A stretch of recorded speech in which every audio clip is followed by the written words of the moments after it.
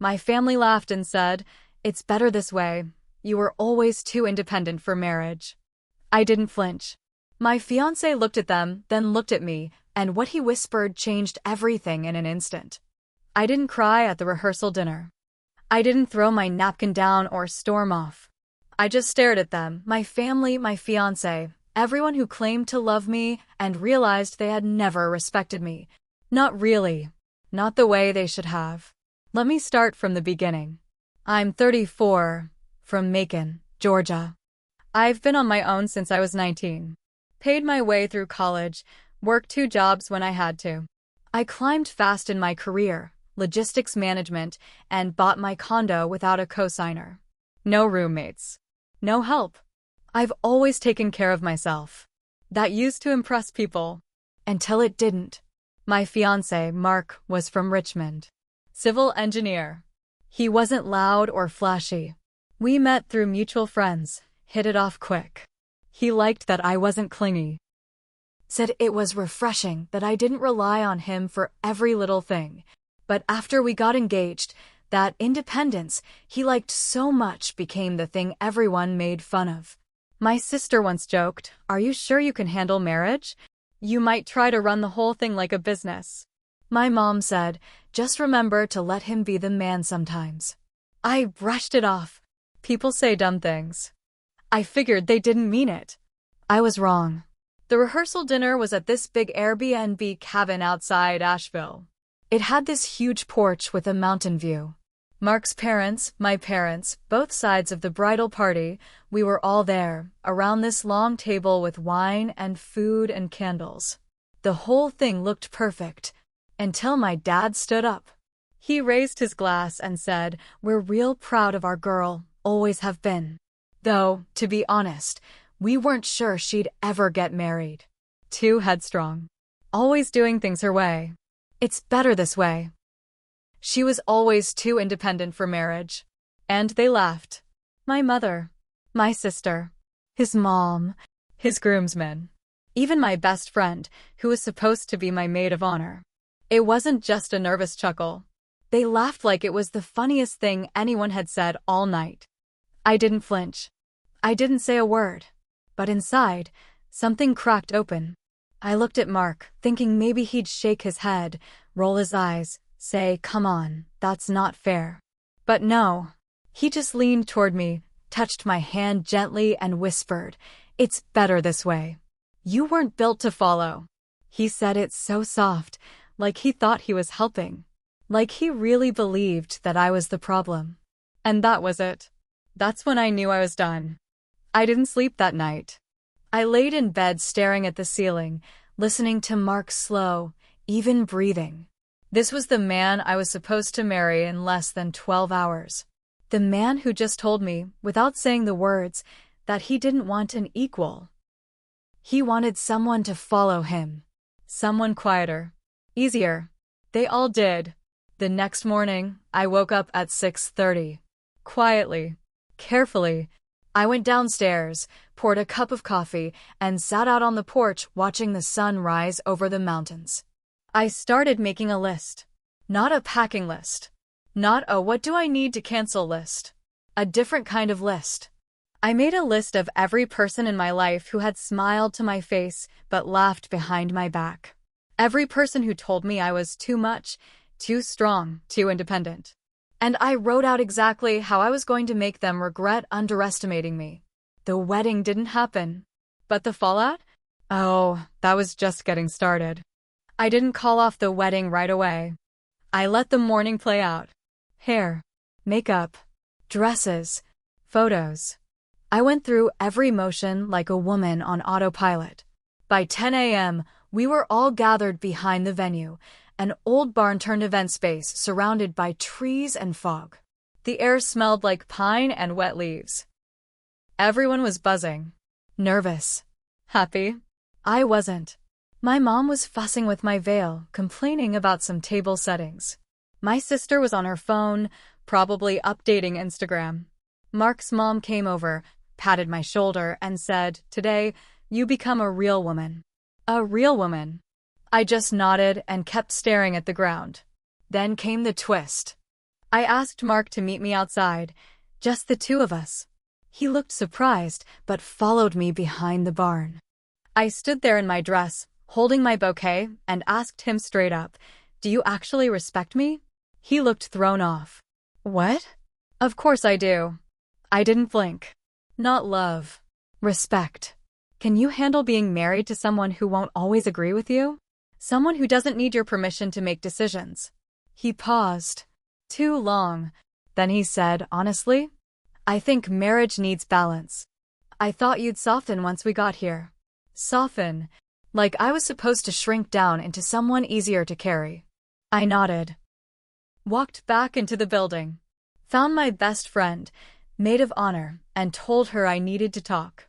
She smiled like we were about to have some sweet emotional moment. I looked her straight in the face and asked, "Why'd you laugh last night?" She looked stunned. What? At the dinner.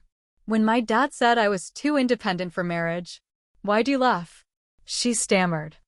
I don't know, it was just a joke. I stared at her. Waited. Nothing. No apology. No real answer. Just excuses. So I walked away from her too. I went straight to the wedding planner. Told her the wedding was off. Calm. Cold. No explanation. You're canceling the ceremony? No, I said. I'm leaving. You can tell them whatever you want. I pulled the pins out of my hair, kicked off the heels, and walked straight to my rental car barefoot in that dress. But here's the thing, I didn't go home. I drove straight to Atlanta. I had a plan. And revenge? It wasn't going to be loud. It wasn't going to be angry. It was going to be strategic. First, I went completely silent. No calls. No texts. I left my phone on, but I didn't answer a single one. The chaos I caused that day? I let them sit in it. Second, I contacted the vendors. I paid the photographer extra for the raw footage. Not the polished wedding video. The raw stuff. I told her I'd pay double if she sent me every bit of behind-the-scenes audio. You'd be surprised what people say when they think the camera's off. Next, I found a woman I knew from work, Angela. Her husband was a tech guy who did freelance video editing. I gave him the footage. Told him to cut together a short video. Not of the wedding. Of the truth. Clips of my dad's speech. Their laughter. Mark's whisper. A few off-camera remarks caught on mic. My mom saying she'll thank us once she learns how to be a wife. My sister calling me bossy and hard to love. I uploaded it anonymously to a Dropbox folder. Sent the link to one person. Mark's boss. See, Mark worked for a tight-knit firm. Family-oriented. Big on image. His engagement had been all over their company newsletter. That video? It made its way through the whole office by the next morning. And that was just the start. I didn't hear from Mark directly. Not right away. But I heard about him. Through mutual friends. Through a cousin who still followed his coworkers on LinkedIn. Through whispers that trickled in like smoke under a door. He'd been called into an emergency HR meeting 2 days after the wedding that wasn't. Apparently, someone had forwarded the video to corporate. Word spread fast. The clip of him whispering, "You weren't built to follow," hit a nerve, especially in a company that had just rolled out a big Women in Leadership campaign. He didn't get fired. Not right away. But he was pulled from a key project and put under review. Then the calls started. First my mom, 3 missed calls. Then my sister. Then Mark's mom. All of them blowing up my phone like they suddenly cared where I was. I still didn't answer. I needed them to sweat. And they did. Because I had one more move left to make. See, what nobody knew, not my family, not even Mark, was that I had recently accepted a job offer in Seattle. I'd been keeping it quiet, waiting to break the news after the honeymoon. Higher pay. Better role. A company that actually valued what I brought to the table. I signed the papers 3 days after the wedding. Then I wrote a letter. Not a text. Not an email. A real, handwritten letter. One for each of them, my mom, dad, sister, Mark. Each letter was different. But they all had the same theme. You taught me I had to be smaller to be loved. You were wrong. I'm not broken. You just never learned how to love someone strong. I didn't mail them right away. I waited until I was at the airport. And then I sent them from the gate. New life. New city. No more pretending. But I wasn't done. Not yet. Because 2 weeks after I landed in Seattle, something strange happened. I got a package. No return address. Inside was a flash drive. Just that. No note. No explanation.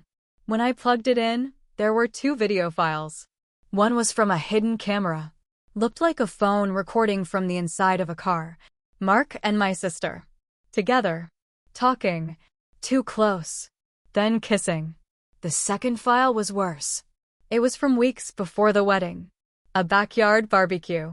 My mom and Mark talking while no one else was nearby. She was saying, she's just got to learn her place. Marriage will fix her. He nodded and said, I'll break her in gently. That flash drive? It rewrote everything I thought I knew. They hadn't just laughed at me. They'd planned this. All of them. I stared at that flash drive for hours. My mind couldn't settle.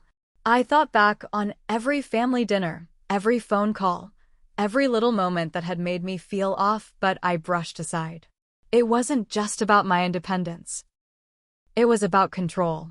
They never wanted me to stand on my own. They wanted to mold me into something softer, smaller, easier to manage. And when I didn't bend, they plotted to break me. I should have seen it. Maybe I did, deep down. Maybe that's why I didn't cry when the wedding fell apart. Some part of me had known, but now I had proof. And I knew exactly what to do with it. First, I sent copies of the flash drive to 3 places. Mark's employer, the same HR team, already keeping a close eye on him. I attached a note. You promote leadership and respect. Does this represent your values? My sister's fiancé, I tracked down his email through her wedding website. Attached the file with a subject line, something you need to see before you marry her. My parents' church pastor, they were big on image. Always talking about family values, how proud they were of their Christian household. I sent him the backyard clip, nothing more. I didn't explain a thing. I let the files speak for themselves. Then I posted something on Facebook. It was short. Public. Just enough. I walked away from a wedding because I realized it wasn't love, it was manipulation. Some of you laughed at me that night. Some of you plotted behind my back. Just know, I kept the receipts. I always do. I didn't name names. I didn't have to. The fallout came quick. Mark lost his job. Not officially fired, but asked to resign quietly. They didn't want the HR scandal to go public. Turns out, that whisper in the rehearsal dinner video and the footage from the flash drive didn't sit well with the company's female execs. Especially not after someone linked my post to the anonymous Dropbox folder. My sister's fiancé dumped her. Cold. Right after getting that video. From what I heard, he packed his stuff the same night and left her crying on the porch. She tried calling me. I didn't answer. My parents? They were removed from the church board. The pastor called them out during a Sunday service, something about hypocrisy, about judgment. My mom called me 3 times that week. The last voicemail she left was bitter. You humiliated us. Are you happy now? I didn't reply. But was I happy? No. Not exactly. This wasn't about happiness. It was about truth. About never letting them gaslight me again. But I wasn't innocent either. I should have said something sooner. I should have walked away the moment I felt their judgment creeping in. I spent too long trying to earn love that came with strings. That was my mistake. So I stayed in Seattle. I focused on work. Started therapy. And I built new friendships, ones where I didn't have to dim who I was to feel accepted.